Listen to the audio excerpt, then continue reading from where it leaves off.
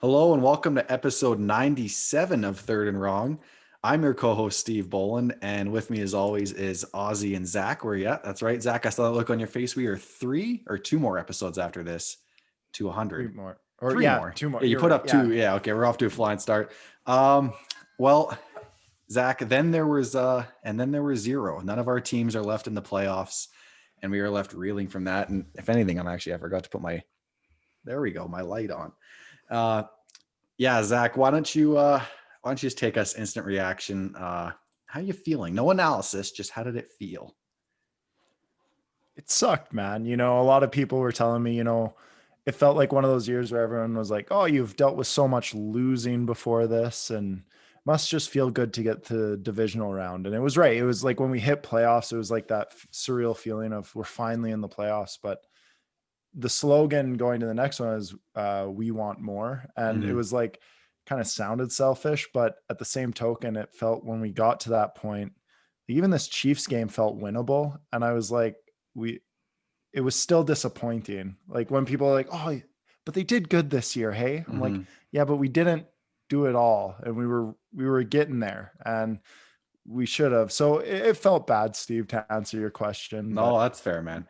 It's a funny thing in the NFL playoffs, right? For a team that hasn't made it in a long time, you get to that dance and then you're holy crap, okay, that was a good first step. But opportunities like that are few and far in between. So like when you have a chance to win the Super Bowl, like it's like even though you haven't had or made the playoffs in the last couple of years, it's still right. disappointing when like you don't do it all, even though it wasn't even expected because you realize, I mean, only I think more than half NFL teams have less than two rings, right? Or Right. none, right? So it's like it's just such a grind. And the Patriots dynasty, Aussie, has kind of skewed us as far as like how easy we think it is to get multiple titles and things. And that's something I haven't been grappling as a Seahawks fan. Like it's realize, okay, like it's really freaking tough to get more than one Super Bowl. I mean, we're going to talk about the Saints later, but even where they're at and what they did with Brees in 15 years, one Super Bowl. So Right. yeah, it's a tough loss. I think you guys have a lot to build on. I don't think this was a flash in the pan, so you can take some solace in that. But I understand the feeling of Right. like you could be playing in the AFC Championship right now. But we'll get to that. Let's Yeah. let's start with the divisional round recap, guys. The first game was the Rams and Packers, and the Packers took it to them 32-18. Goff had a pretty efficient game, but Ozzy, I want to go to you first. You picked LA to win. And early on, it looked like they may have had a shot, but how did this unfold? And when did you realize that your prediction may not have? First of all, do you want to tell everyone what the hell you're wearing right now, and then you can tell us about your reaction to the Rams. Oh, thank you, Steve. Yeah, so I'll try to. I hope that my connection stays strong because it's coming in a little crackly on the feedback here. But this is an Udi.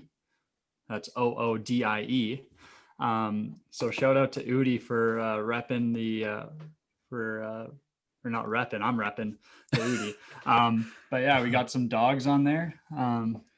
For those who don't know, I do have a dog named Jasper, so I had to get a dog Udi.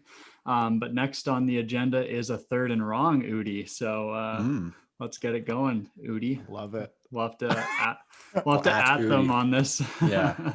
Maybe it can be our faces on there. It can be like my little head poking out of a cardboard box or something like that. So. Exactly. The faces we use for the pick'ems, it's just a bunch of sunglass looks.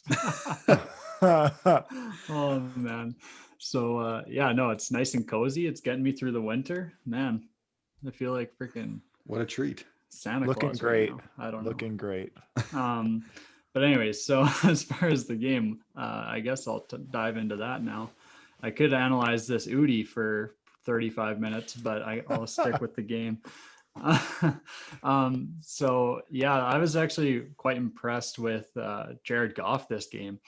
I thought that he was actually slinging it way better than what I was expecting, and I thought the Rams were going to lean much more heavily on the run, but they actually put the ball into Jared Goff's hands more often than not.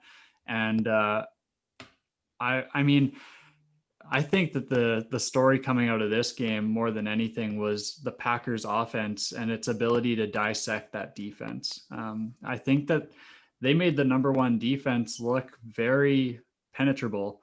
and they actually, Zach, don't smile like that.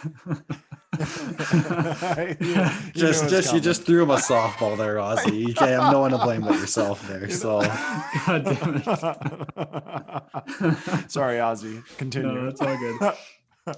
And they truly did penetrate the Rams defense here. I'm gonna stick with it. I came this far. So I gotta say, like, I'm really impressed with the Packers offense right now. Midway through the year, I was not buying the hype of the Packers, and sure enough, here we are. They just dissected the Rams, and it did look like the Rams were going to stay in it, Steve, and that's why ultimately I chose them, because I thought this would be a closer game, and the score doesn't really indicate just how close this game was. It was just a late turnover, if I remember correctly. I don't know why I'm forgetting this right now. But ultimately that turned the tide from a possible Rams comeback to a Packers win. So ultimately I was wrong. So it sucks, but I mean, the Packers offense is clicking on all cylinders right now, and it just frick, man, they're a beast. Yeah, I have to agree, Ozzy. And I think this one I was really looking forward to, and maybe I downplayed it too much last week, but the scheme matchup, like you had Matt LaFleur versus Brandon Staley's defense, and you saw Brandon Staley and that defense absolutely neuter Russell Wilson and that offense the week before. And so you're wondering, could they do it again? And obviously Aaron Donald was playing with like torn cartilage in his ribs, which was tough. But I mean, just some of the plays that we saw, like we saw LaFleur moving Adams in motion, getting him away from Ramsey, which I thought was really smart, especially on that touchdown where it looked like an easy little pitch and catch for Rodgers, and it was.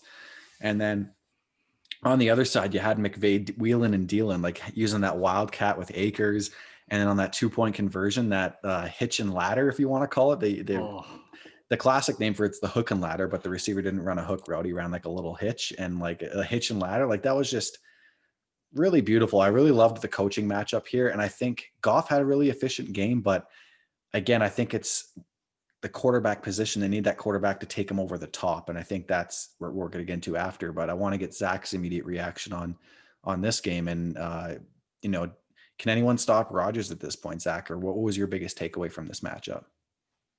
You guys hit it all perfectly. I don't actually have a ton to add because I was going to talk a lot about Matt LaFleur and McVay, both who came from Washington when Shanahan was there as well. Mm-hmm. And it's really exciting watching these young coaches come in here and use so much creativity and, create these games with these fun plays that, is making football more offensive and exciting. But I really don't have much more to add than what you guys said. I was excited either way. I was hoping for the Packers. They won, but I would have been happy with the Rams as well. So it was a great game. And I was also going to allude to the Devontae Adams, how they were moving him to get him more diversified, even though he is so diversified already. But it was amazing. I really enjoyed watching that. Aaron Rodgers is outstanding. That's all I can really say. All right, Zach, a bad man. We'll go right back to you on this one then. Yes or no? Hot take off the dome. Is Jared Goff the starting quarterback week 1 of 2021 for the Rams? I was playing with this one today. It was interesting. My initial take is yes, he is going to be the Rams starting quarterback for week 1, even though we're hearing marriage counseling is needed for McVay and Jared Goff right now. And, that does happen. But the big thing that I was really trying to look at was, how are we going to get rid of Goff if they come to the conclusion he isn't the guy and they're not going to move forward with him? The guy's got a $33 million cap hit. And there are a few teams that are, looking for QBs and have cap room. And it was funny because I was trying to figure out which ones were kind of the best look. And actually one of the teams that came up was a very quarterback needy team was the Patriots, Ozzy. And I think he would actually freaking fit in there so well, much better than the Cam Newton led Patriots. The Colts came up on there and like these trade destinations. What about the Jets? I also looked at the Jets. If they run that outside zone. Right. And also another outside zone team that is trying to move off another quarterback is the 49ers, but that's within division. They had salary cap space. That was another option. But I think on the side of the Rams is if they get rid of him, they're going to induce, I think, a $22 million cap hit. They save about 12.4 million, but if they get rid of him in the next from 22 to 24, they actually save like 67 million in cap space. So I could definitely see them looking for this. The problem is finding the suitor or the team that believes that Jared Goff isn't just a product of the system. So you would really have to match him up with a team that is really well coached. And like the Colts kind of sat out to me because they have such a high cap number. I think it's like 58 million or maybe even 68 million right now. And I'm like, that's a good option as we see Frank Reich there, who, you know, he uses a lot of the crossing routes and stuff you see McVay use as well. And it fits when Goff is playing, you know, his top level 32 touchdown season when things are rolling. I can't speak here, guys, or but rolling. Just some options. Yeah, exactly. But I, in the end, I do think he is going to be sticking around with the Rams. I think they will try to give it one last shot here. You know, with a broken hand in Green Bay, he was, it wasn't his best statistics, but he was efficient getting close to with a broken hand and things in there. And in the end, I do think they will try and figure this out for one more season at least. I agree, Zach. I think Jared Goff is the Rams starting quarterback in week 1. I think they draft someone to potentially push him and maybe compete with Wolford for that second string job. But Ozzy, do you see it differently? No, not at this time. I think that it's very reactionary to question that relationship. I don't know. I didn't read the reports, but it's coming off of a playoff loss where there is some hopes for that defense could carry them over with a win against Green Bay. And so I don't know. I think that it's too early to say it. Jared Goff, we do have to give him a little bit of the benefit of the doubt here. He was playing with a broken thumb that had just had surgery literally weeks ago. On his throwing hand. So like, let's give the guy a break here. He wasn't expected to be Tom Brady out there. Yes, McVay went to Wolford for the game against Seattle, but again, Jared Goff had surgery on his throwing hand literally weeks before. So I'm not buying it. I think that he'll be the starting quarterback week 1. All right, so that does that. The Packers are off to the NFC Championship, and the Rams will join the Seahawks in Cabo. Okay, so we got the Ravens, who scored all of 3 points and visited the Buffalo Bills, who scored 17. Guys, this Ravens team is such an enigma to me. Like, you know, coming into this season, Colin Coward's predicting them to go 16-0. We all, I think, consensus agreed that they had the most talented roster on paper. You had the reigning MVP Lamar Jackson.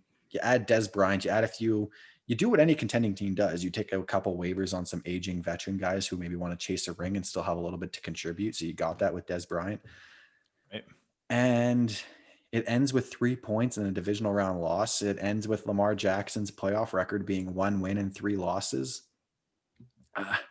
Where does this team go from here, guys? Like, what will it take for this team to get over the hump? And maybe that's not something we can solve on this segment right now because we're trying to recap the games. And as far as dissecting the game itself, I never felt like the Ravens had much of a shot. Tucker missed 2 field goals.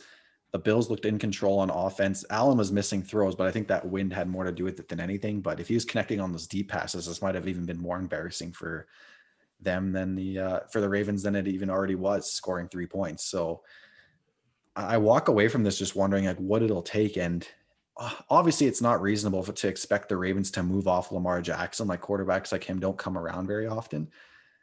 But I don't know if we should be talking about Lamar Jackson as a top 5 quarterback in the NFL anymore. I just don't know if that's possible at this juncture. And I'm sure people will come back and like, oh, here's Peyton Manning's record in his first 4 playoff games and so forth. But it's just, I think, and maybe I have to go back and look, but I feel like maybe Manning was doing a little more than putting up 3 points for his offense in a divisional round playoff game. So I'll go to you, Zach, because they're in your division, but like, what's this Ravens team missing? Another star-studded defensive lineman that they can rob someone in a trade for? Or is it a coaching thing? Like what is it missing here? Okay, disclaimer here. I'm not going in to hurt Ravens fans' hearts here. Not at all. I'm actually trying to look at this very unbiased. And you look at this roster, you look at this team, and that defense to me screams Super Bowl quality defense. With the additions they brought on, look at that secondary. That team is built very, very well and coached very, very well. This came down to Lamar Jackson, and I'm not going to sit here and like, there are clearly some things now with the excitement that he brings to the game. It's starting to wear off a bit, seeing when the big games, and Steve, you warrant this all the time. Can you trust the Ravens in big games? And of course they had to show you this one time you chose this year that you chose against them or whatever. But what I'm getting at here is, and I'm not trying to, Ravens fans take this so like to heart so bad. I feel so bad by saying it because I keep doing it, but Lamar is not a great thrower of the football. And it's evident when we get to playoffs. They say building off the run in playoffs is great, but when you're so one-dimensional, like if you see Lamar throw outside the numbers right now, he's throwing picks. He's throwing very, very inaccurate, and it's not looking good. He can run the ball for 50 yards. We're starting to expect that by now, and they're becoming a one-trick pony. A lot of people are putting blame on the offensive coordinator, but I also think you look at the offensive coordinator has a huge reason on why Lamar has been so successful. Have completely thrown out, the standard playbook for not standard, but you guys get what I'm saying, like the, more pro style offense, and totally going to this run heavy pistol scheme that really fits Lamar, but it's not working once they start playing all the great teams over and over again in playoffs. These defensive coordinators are learning how to put Lamar in these situations to throw the ball, and he doesn't have the weapons on the outside. I think the biggest thing, if they want to move forward with Lamar, is Lamar needs to continue to become a better passer, and they need to get targets on the outside, not like Marquise Brown there, or if I said that right, Hollywood. Very quick. Hollywood Brown, very quick, good receiver and good for stretching the field, but he's not a number one guy. You got to get the big guy. They tried it with Dez, as you alluded to, Steve, but they need more, younger, fresh talent in there who have big catch radiuses, guys who can go up and get the ball on the contested throws, to give Lamar some kind of benefit when he is throwing outside where he is very inaccurate. Teams are starting to learn to, get your quick guy on Hollywood and bring some tough coverage underneath on the tight ends. And it's starting to slow them down. They need to figure something out offensively, and Lamar needs to continue to grow as a passer to get to the point if they want to win a Super Bowl. If he's going to continue to be more of a one-trick pony and, rely on the running so much, you don't see a lot of pure running quarterbacks win Super Bowls, guys. And that's not me throwing darts at him here. It's the truth. And even when Russell Wilson won, the guy can throw the football well, and you got to be accurate, and you have to throw the ball too with an edge of running is very helpful. But as soon as sorry, I keep rambling here. I'm done with that. That's what I think they need. They need to get Lamar to a point where he's more comfortable throwing the football with an edge of running on the side, and he would be a very scary quarterback in the NFL.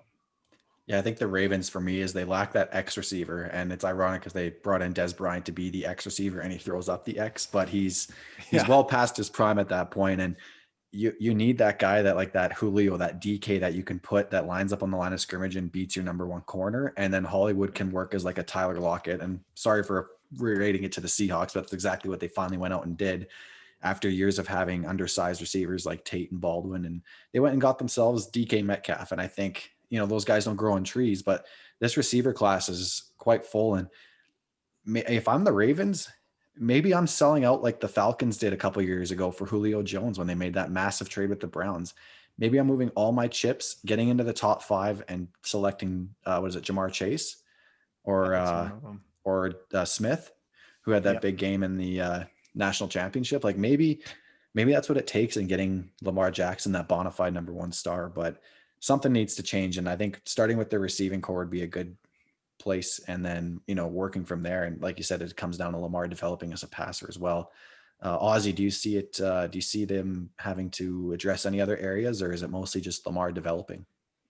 Yeah, no, Zach basically took any point I could have possibly made on the Ravens. No, I'm just bugging, but it's so true because they are too run dependent, and teams, we saw it this year as until the last couple of weeks of the season, last 5 weeks or so, the Ravens run game was incredible.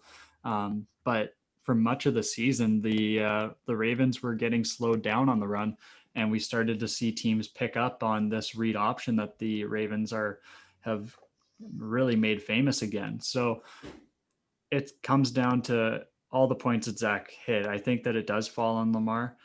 If anybody watched this game, I thought that this game was actually really, really good, and it was a really close game. They're going basically punch for punch, field goal miss with field goal miss.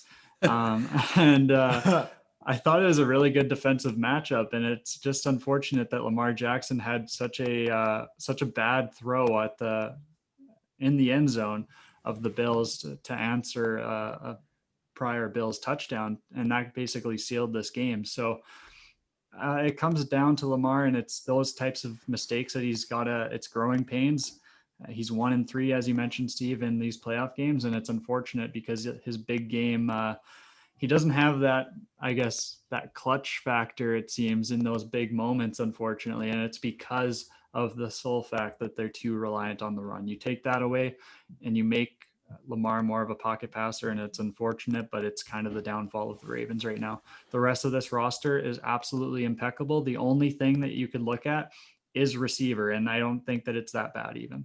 I think they've got enough good pieces here. It's weird because I hate talking in cliches, and like, I'm not taking a shot at us, but it's like, well, they become one dimensional, and like you hear it and across all things, but it's so true for this team. Like, you take away their run game, and like, what are they, right? Like, you take away Kansas City's run game, and Andy Reid will still scheme up ways to get 450 or 500 or 600 yards of offense on you, right? But right, you take away this team's run game, and suddenly Lamar Jackson kind of he stutters in these kinds of moments. And I was expecting fireworks this game, honestly. Like, I was a little disappointed by the game, Ozzy. Like, I guess I was kind of just as more of like I want to be entertained. I just never felt like the Ravens had a chance, but I can definitely see how, like, you know, the misses were pretty entertaining, and Al Michaels jinxing the hell out of Justin Tucker was hilarious. He's missed one kick all playoffs or something like that, and he's like, oh, he doinked it. So that killed me. He doinked it. And then it happens again, and Al Michaels is just like just chuckling like the old fella he is, and he just made me laugh. So yeah. I will say one last note on this game. This was one of the best uniform matchups I've ever seen. Those Bills home uniforms under the lights and the Ravens white on purple. That was a crisp. I enjoyed that. It was nice. Good. Yeah. I'll say that actually about my rivals. I do really like the Baltimore uniforms a lot. There we go. We should do an off-season segment and just rank every team's uniform. Browns #1. I love it. Oh, okay. Ugh. Yeah, you won't convince us. us. Zach wasn't on the episode that I dissected the Browns uniforms being brown, and just brown's not a uniform color. But anyways. Yeah, Ozzy wants them to rebrand to not brown, but that's gonna be a tough one. Yeah. Okay, so speaking of the Browns, good segue. Zach, I'm just gonna, like I've done with every Browns segment since they made the playoffs, I'm just gonna hand the mic to you. And then Ozzy and I can listen and add in where necessary. But I feel like there's a lot of reactionary takes here. Like, I, for one, thought Stefanski should have went for it on that 4th and 9 at the end of the game. But at the same time, you're punting to Chad Henne. But I guess anything is possible you know, it's, but where did you see the biggest mistakes in this game? Everyone's going to point to that, but did you see anything else that maybe thought swayed the turnout of this game? It was a lot of little things. Like, you could really feel the Browns get caught up in a lot of that playoff action when we went for when he challenged that play on the Tyreek hit. But that was the Tyreek challenge was really good on the Chiefs. They pushed the inexperienced coach to get that out of there by moving so quickly to get it done. From the sidelines when I was watching it, it looked like it wasn't a catch either. And what a catch, Tyreek. Holy man. Other things, you know, we went for it twice on fourth down prior to that, maybe even 3 times. So it wasn't that Stefanski wasn't being aggressive here. When it was 4th and 8 and we were backed up on our 35 with 4.5 minutes left or whatever, and you're punting to Chad Henne, you know, we do expect to slow them down there and get the ball back at least once here. And Baker was starting to play fire at nearing the end of the first half there. The biggest turn here, though, where it would have kept us in the game even more, was the Rashard Higgins play, the fumble into the end zone. That really killed us momentum wise. What a beautiful drive by Baker driving down the field. I wish we took more time off the clock. Looking back, there's so many nitpicky things though. Like I'm sitting here like this went wrong, this went, but it was a feisty game against a really good team, and we had our opportunities to win. And what I can hope for, and I'm not going to be,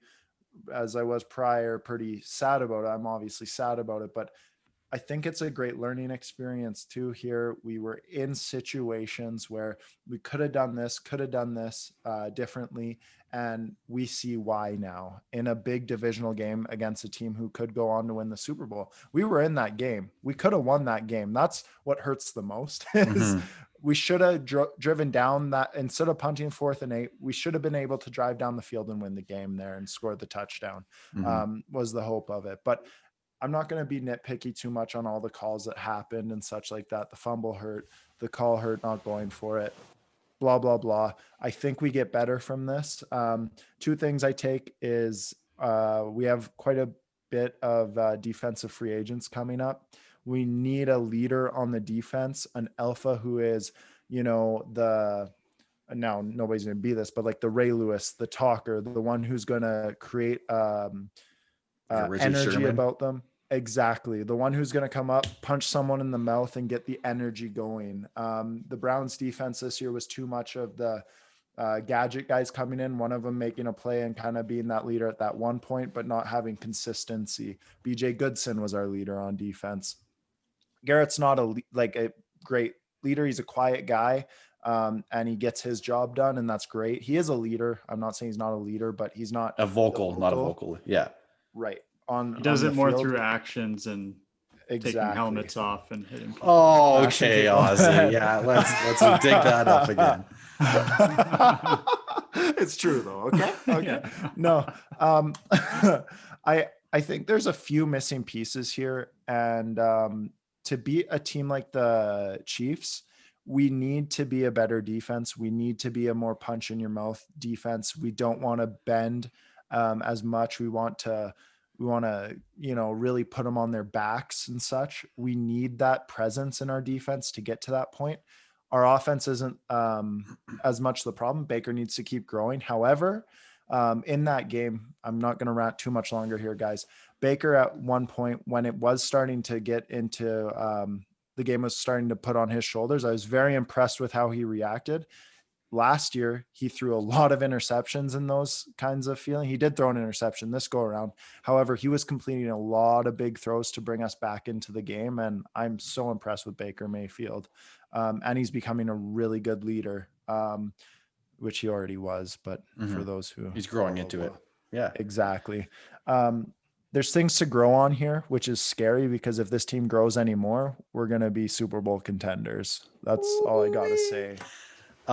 Yeah, I agree with all your points, Zach. My thing too was I didn't like how, so Baker did carry himself well when you guys did stray from the play action in the run game, but when it was down 19-3 there and he was just straight dropping back and throwing, and I think, I don't know when it was like that middle part of the game where it just wasn't completing.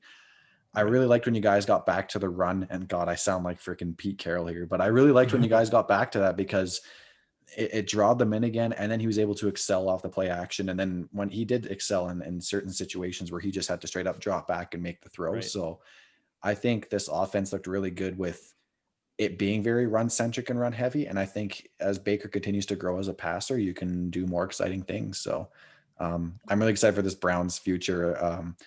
You guys lost to a consensus, the next dynasty. So nothing to really hang your heads about. And you lost within 5 points. Yeah. So it's not like you lost 17-3. So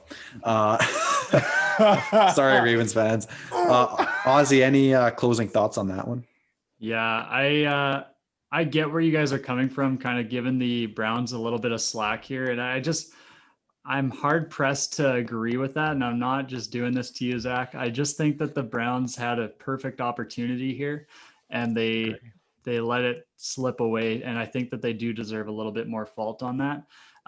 Mainly because of a couple things. Like Steve, you had mentioned, they kind of got away from what their identity was on offense. And that kind of created some, it kind of stalled the offense a little bit there, obviously only scoring 3 points in the first half. And then after the Baker pick, I will say he did look really good. He had some superstar throws, which was really nice to see in a playoff game with all eyes on people who had doubted Baker. And he made a friggin' beautiful pass to Donovan Peoples-Jones that was just on the spot money. So there were some bright spots, and you guys obviously hit on those. But I think that one thing that really comes down to it for me is the clock management at the end of the game. I think that again, you can take this as a positive and say it's a learning experience, but I think that this is where the Browns really lost it for themselves. They took 4 minutes off the clock and got 11 yards and then punted. And then that was the last possession of the game. So that was really, they're acting as if they had the lead already. And I get that they wanted to kind of milk as much clock and go get a touchdown, but they really, really butchered it by believing in the offense as much as they did there.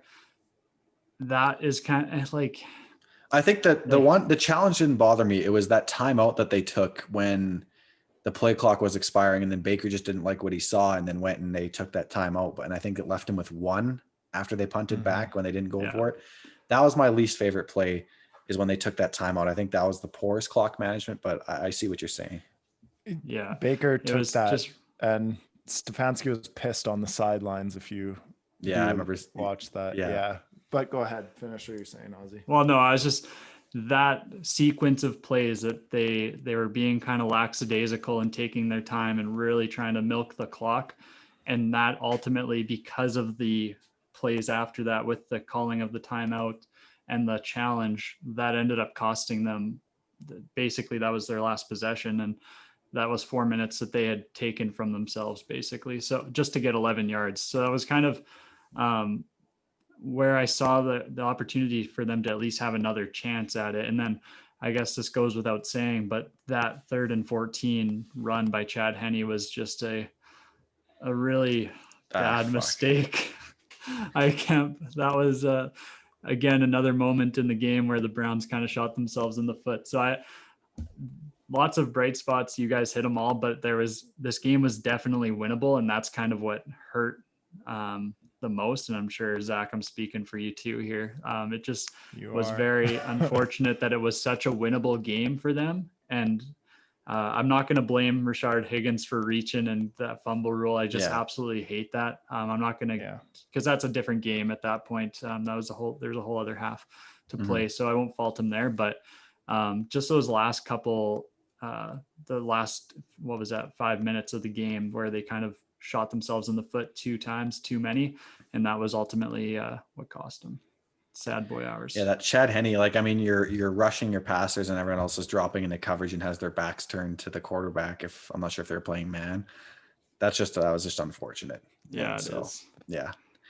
All right. Well, that puts to bed the Browns season, and we have one more team to read their last rites to, and that's the New Orleans Saints, after the Buccaneers went in there and won 30-20.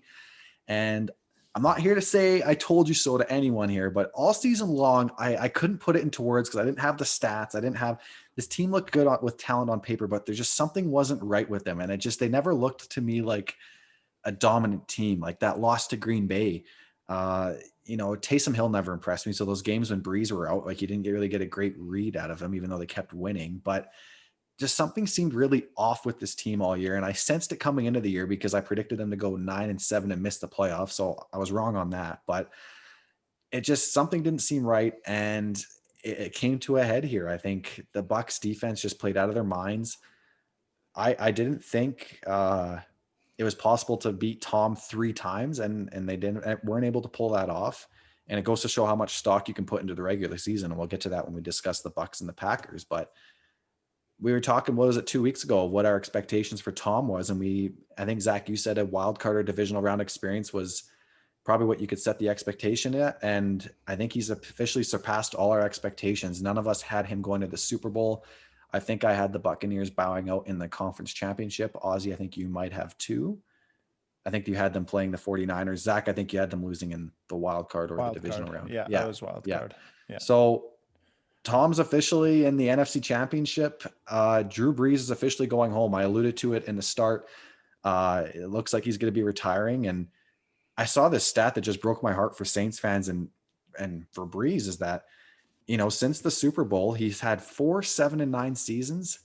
And how many playoff disappointments? The Minneapolis Miracle, the missed call, the overtime loss to Minnesota last year, and now this. So 4 pretty excruciating playoff defeats, and then the beast mode run in 2010. And then like those 7-9 seasons just kill me. Like I complain as a Seahawks fan. Yeah.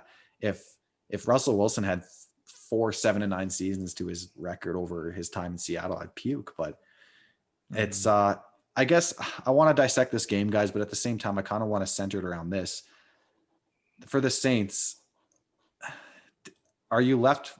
should Saints fans be left wanting more, or for how in despair their franchise was before Brees' arrival? Was this enough to kind of like, he lifted the franchise up from the ashes, him and Sean Payton, but I guess if I'm a Saints fan, I'm left kind of being disappointed walking away with one Super Bowl after this. And maybe Ozzy will go to you because you've been spoiled as a Pats fan. But I mean, if Tom, I mean, you started watching during kind of the second set of Patriots rings because we were all like, 10 years old when they won their first from their first set. But I mean, if Tom only won one from say 2007 on, would you have been pretty disappointed, or you know, if try to put that into context?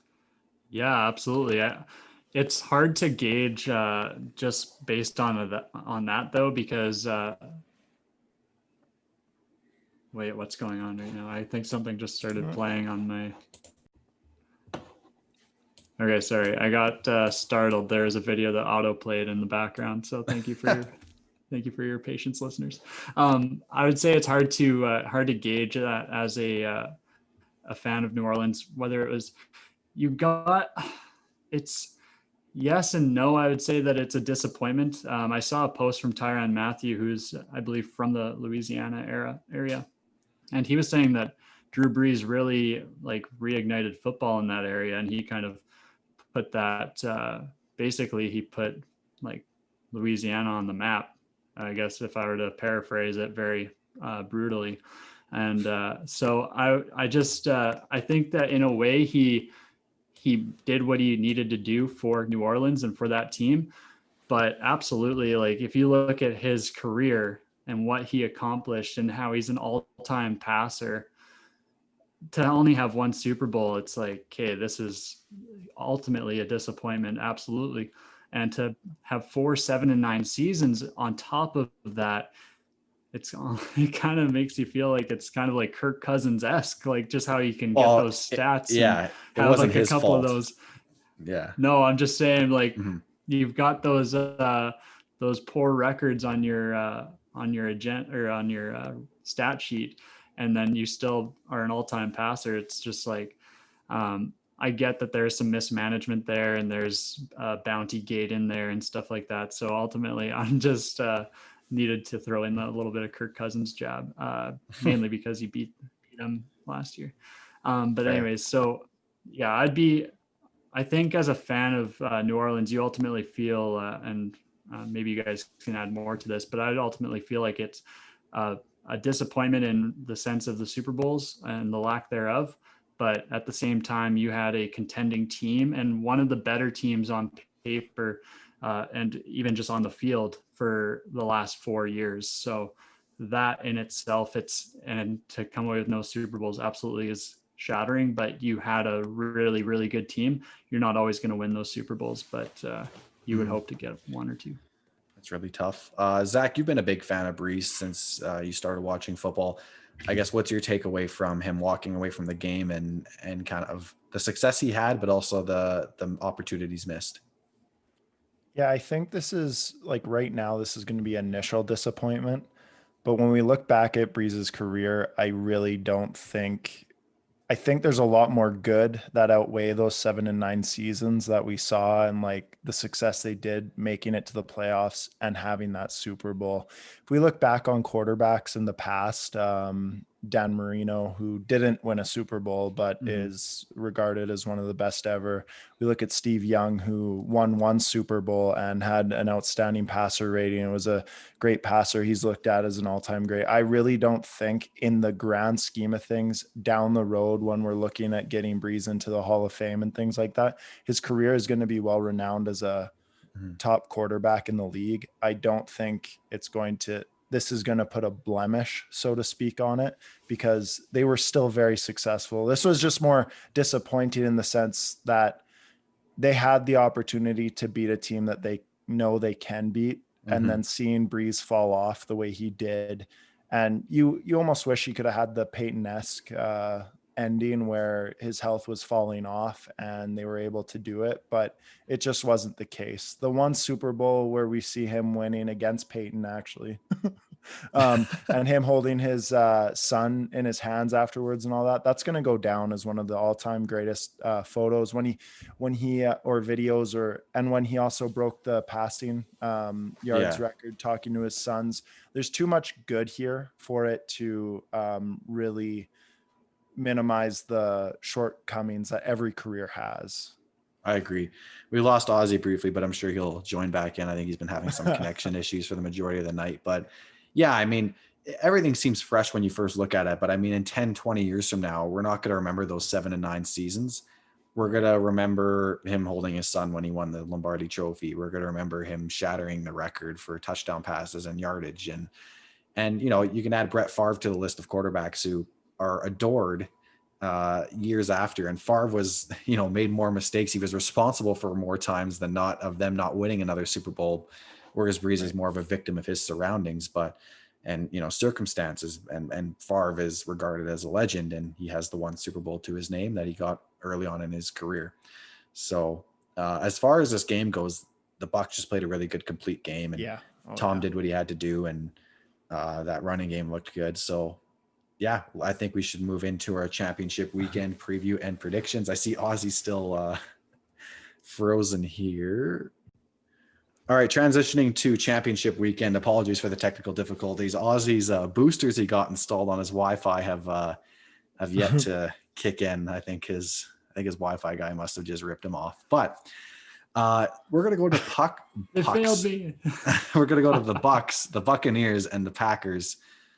Guys, so we saw from the Buccaneers and Saints game, you can't put a lot of stock into the regular season, but a definitive game for the Buccaneers in the regular season was their victory over the Green Bay Packers, in which they actually spotted the Packers a 10-point lead before coming back and absolutely eviscerating Green Bay. And Aaron Rodgers we were talking about his traits as a leader.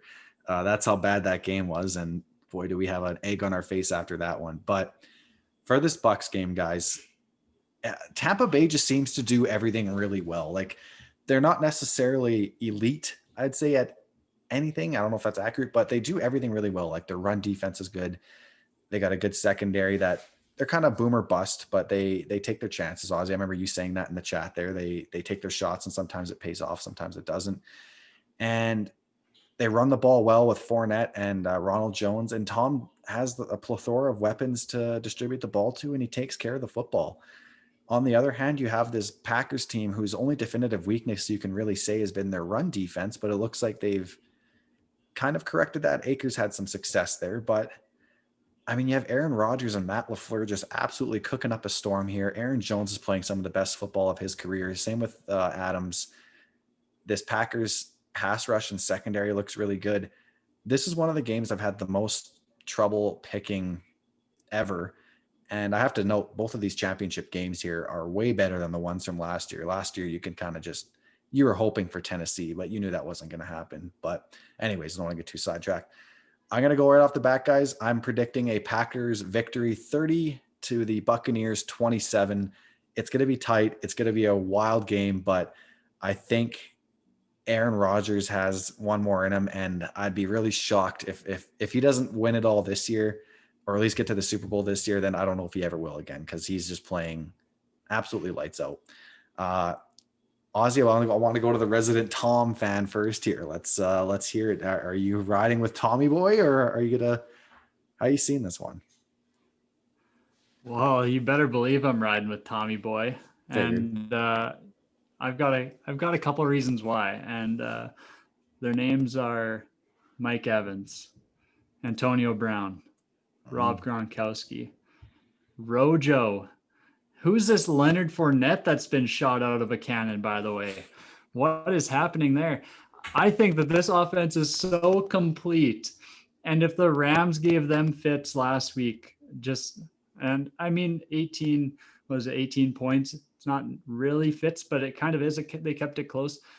I think the Bucs have the Krabby Patty secret formula here to make a game of this one. And it's not just going to be, yes, Aaron Rodgers is the MVP of the regular season, but this is the postseason, baby. Tom Brady is the MVP of the postseason just every year. I mean, okay, that's a little homerish, but anyways, so getting serious here. I think that with the balanced attack of the Buccaneers, we've got just a perfect recipe for a shootout. I think that the Bucs defense, it's not, assuming that they don't just shut down the Packers like they did earlier on in the season, which I don't think is going to happen with the way that Aaron Rodgers is playing. I think we got ourselves a really good, a big shootout in this one. The Packers haven't been able to, oh nice, my connection's unstable, so hopefully I'm coming in loud and clear still. The Packers haven't been able to defend the run as well. The Bucs have actually been leaning on the run a lot more.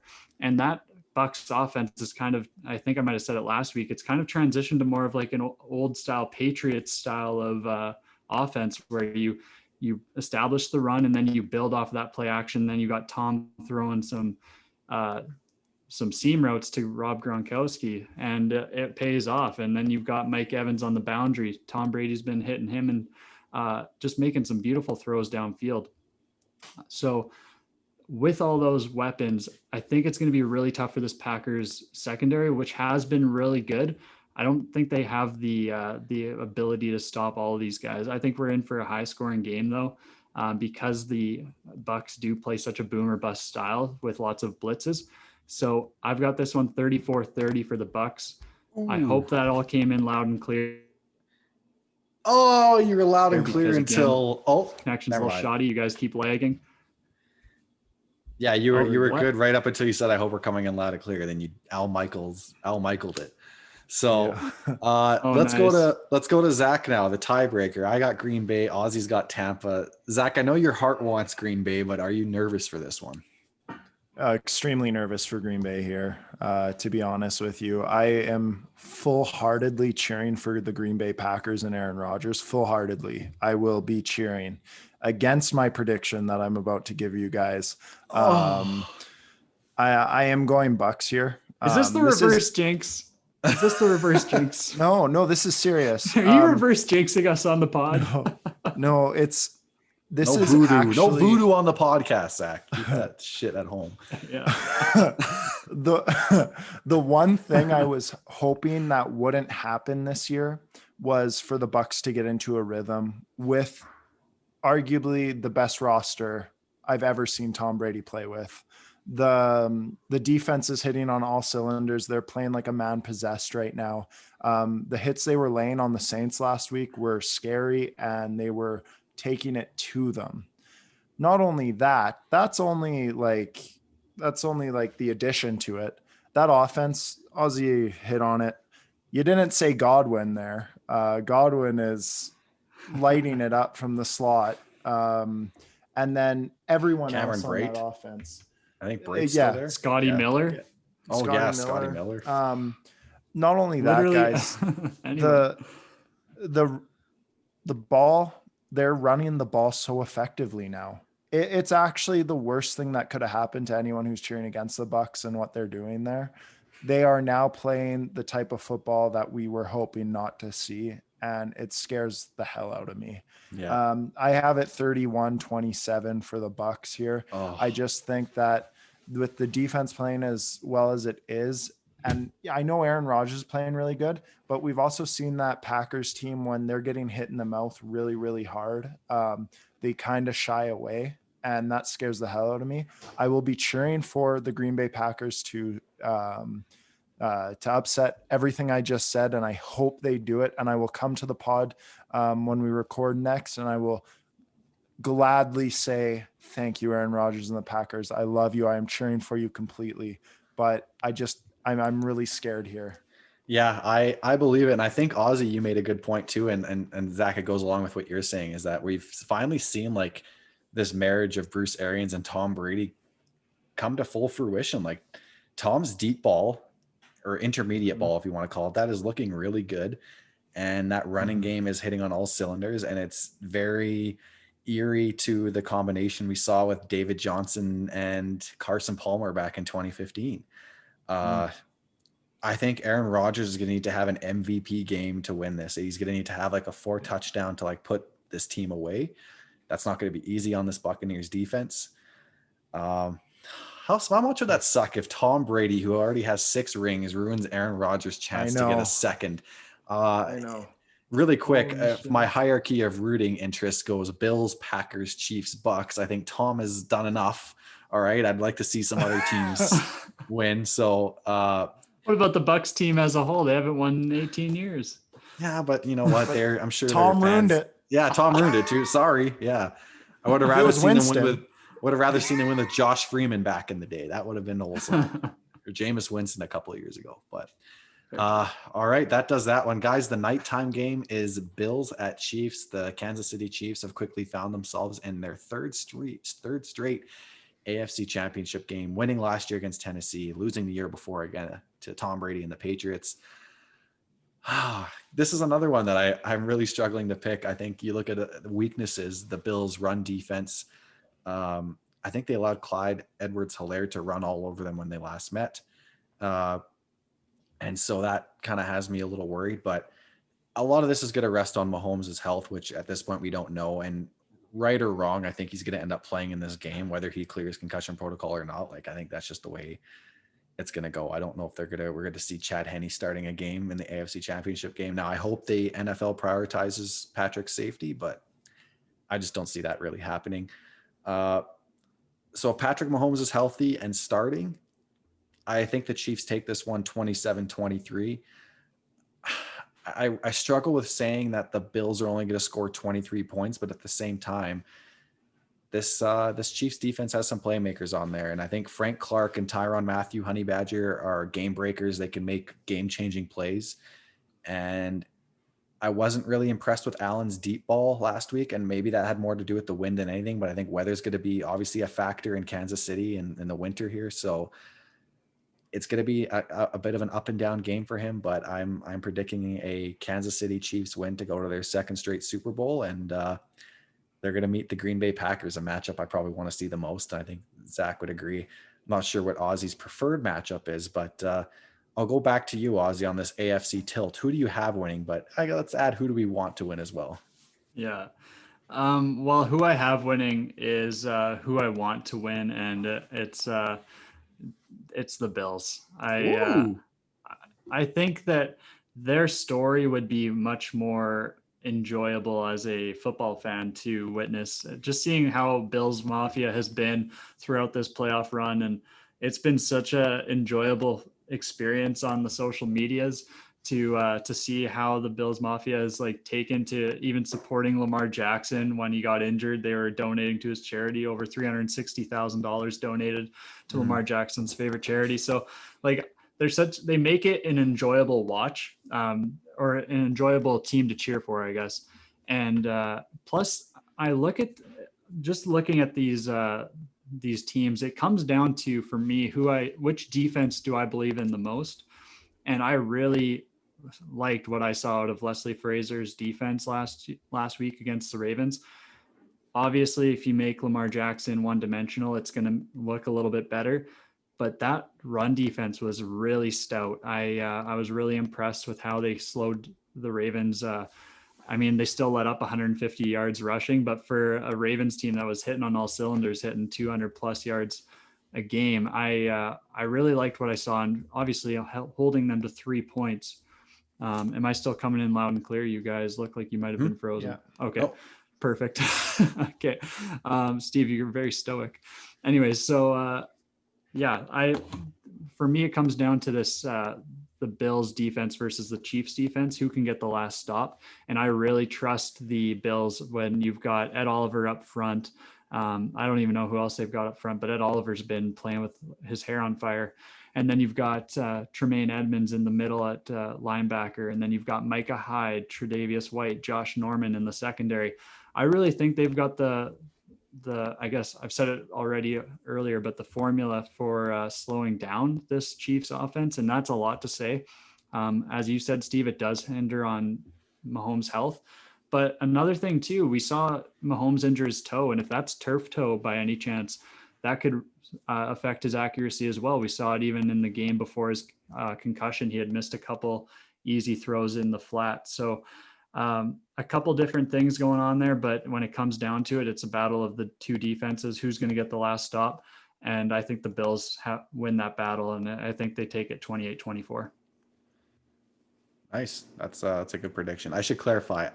I am rooting for the Bills, but a cool matchup would be the Chiefs and Packers. I think that'd be like two historic teams. So that's where I'm at. I'm not trying to contradict myself, but Zach, how do you should add? Sorry, Zach, 1 second. I want to see Tom Brady take the Bills' hearts out one more time in the Super Bowl. That'd be just Jesus. You're a just sicko. the cherry on top. You're a sick fuck. You know that. Sorry, Bills fans. I'll let you get the Super Bowl parties, but you don't get the win. Sorry. That's no fun. You should know, Wazzy, you're rooting for the Niners last year. Zach, how do you see this one playing out? AFC Championship game. Guys, I have no interest in seeing the Bills in the Super Bowl. None whatsoever. Really? Yeah.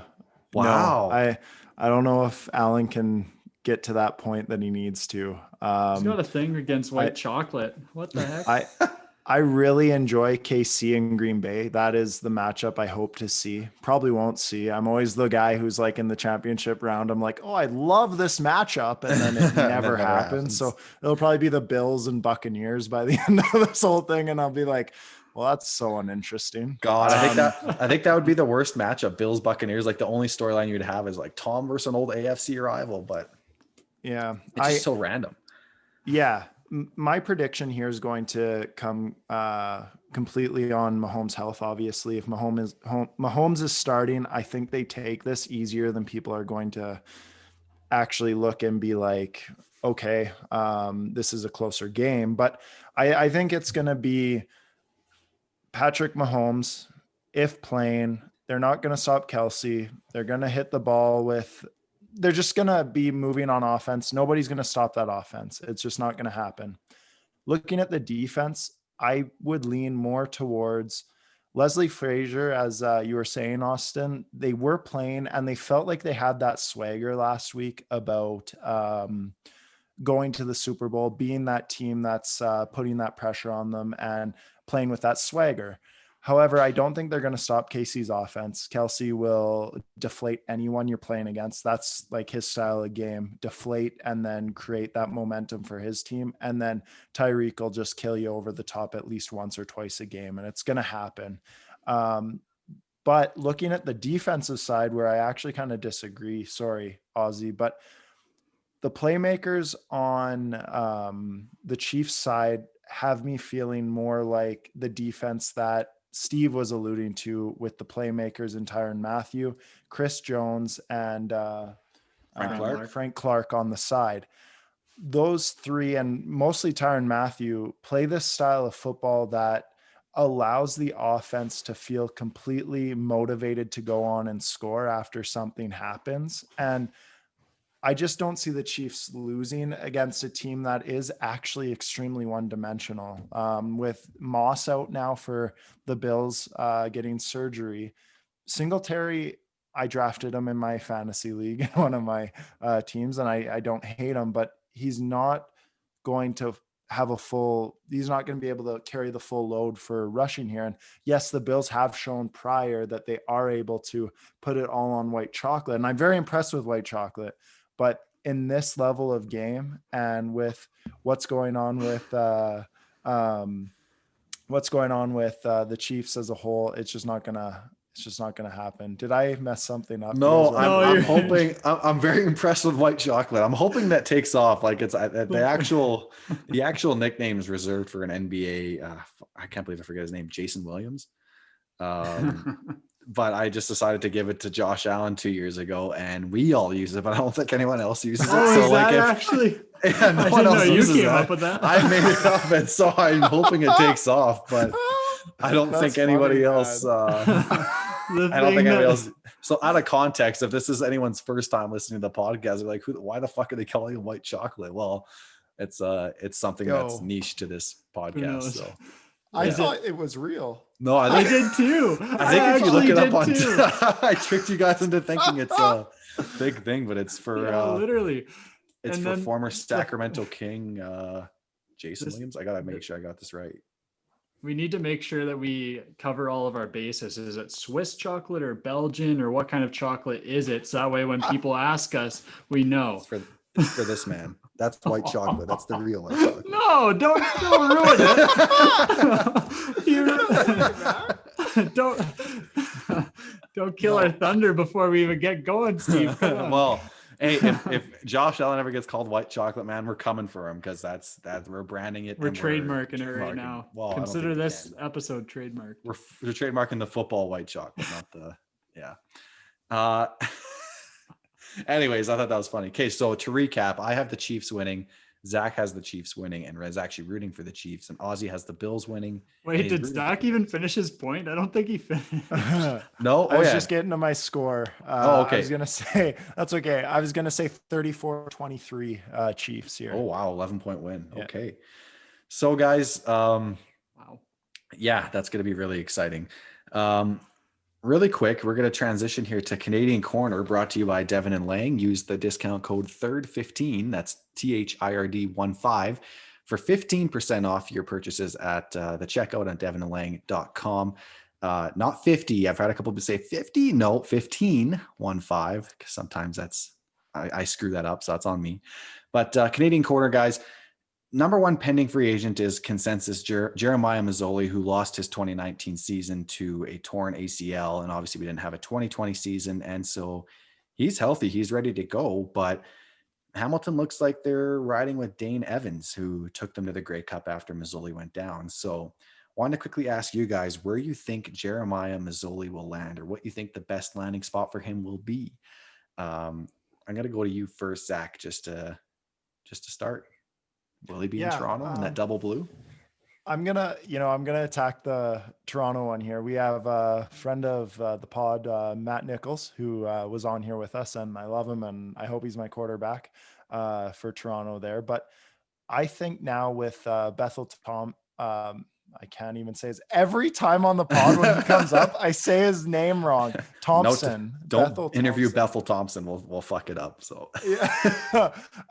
When he's on, he actually got opted out of his contract, went and played in a spring league. And I was reading today that he still hasn't had contact with the team or anything regarding a new contract. So it's Matt Nichols there. I think Mazzoli right now would bring an awesome competition there, as it would be something that we have two guys who are very qualified to play the quarterback position, come in and really see who's the better quarterback to start there.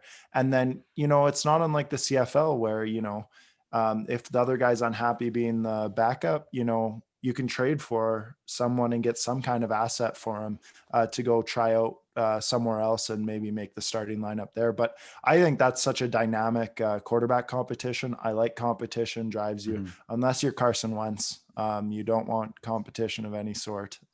Just kidding. I love you, Carson Wentz. I just had to say that. But I think it would be interesting to see him there. He's not my prototypical quarterback. I would hope for Matt Nichols is my boy.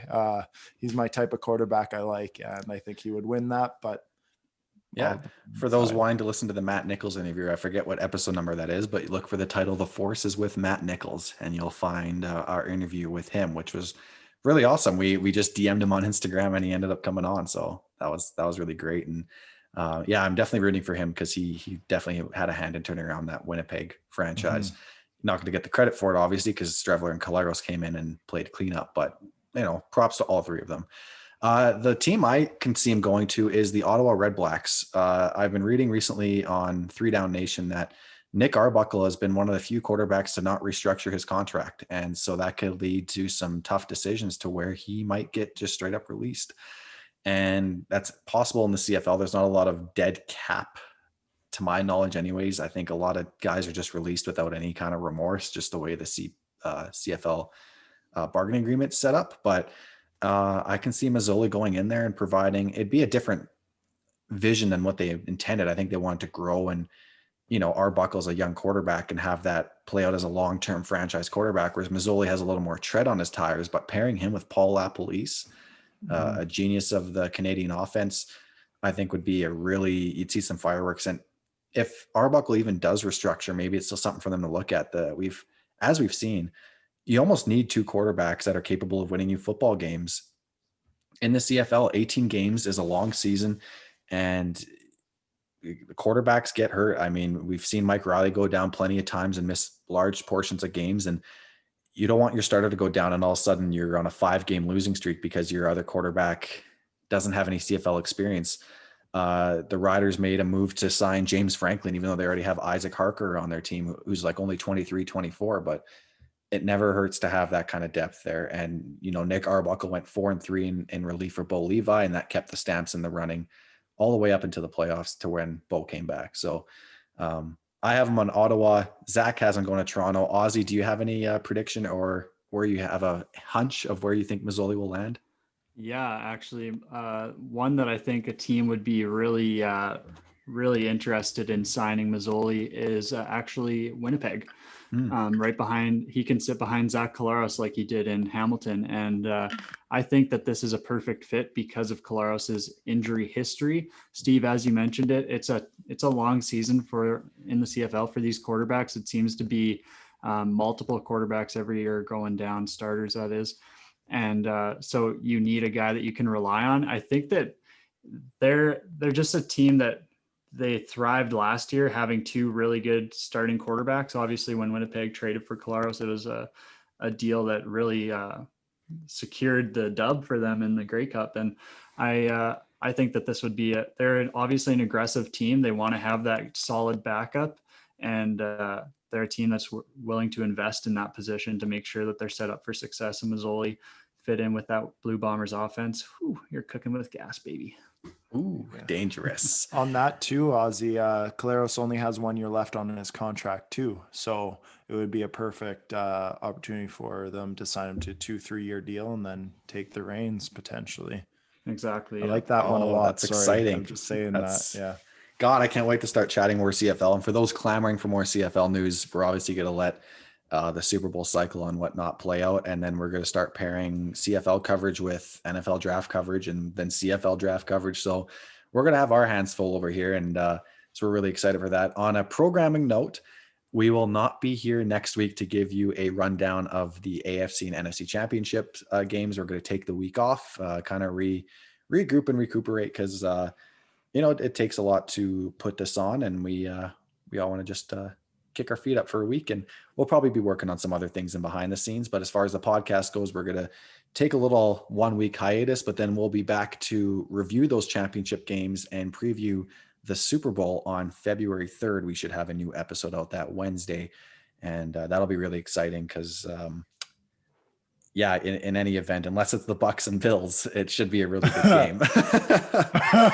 that game will not have the third and wrong endorsement. But on another note too, if you're planning on having a Super Bowl party or get together, we hope it's within the confines of your local health authorities, local health authorities guidelines. You don't want anyone getting in trouble or putting anyone at risk. But we just want to say we're certainly going to miss putting on a party as we did last year at Skinny's, and that was a lot of fun, and we wanted to build on that off the momentum we had from last year. Unfortunately, with like a lot of things, that's going to be put on hold. But when it's safe to do so, we'll be back putting on and organizing events, and whether that's teaming up with potentially some CFL players down the road on some camps, or some tailgating parties, or another Super Bowl or Grey Cup party.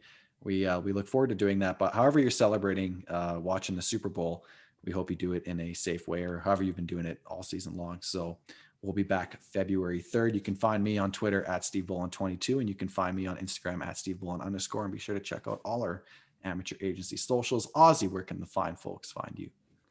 You can find me on Twitter and Instagram at AwesomePaul_. That's awesome with a Y, not an I. Not an I, baby. I screw it up every time. Like, comment, subscribe if you're on YouTube, you cowards. Yeah, and leave a review, please. Even if we called you a coward, and even if we misdirected you into thinking Josh Allen is called white chocolate. I'm just imagining now, like, what if someone listens to our podcast and then is having a conversation with like a coworker or friend and be like, oh yeah, white chocolate. And then they're like, who the fuck are you talking about? If that's the case, that's how it grows. Yeah, that's how it starts. Like, oh, Josh Allen, he's actually called white chocolate on this podcast. Word of mouth is big too, so tell a friend about us. Sorry. Zach, where can the fine folks find you? Hey guys, you can you can find me on Instagram at ZachFoth_, on Twitter at ZachFoth. I'm gonna miss everyone for this week, but we'll be back. Also, if you know anybody at Udi, give them our contact information and we'll be in touch. We're gonna get some third and wrong. By the time we get a partnership, it's gonna be August and we're gonna be sweating and we're not gonna have a need for them, but better late than never. So until 2 weeks from now, stay tuned for episode 98. Godspeed.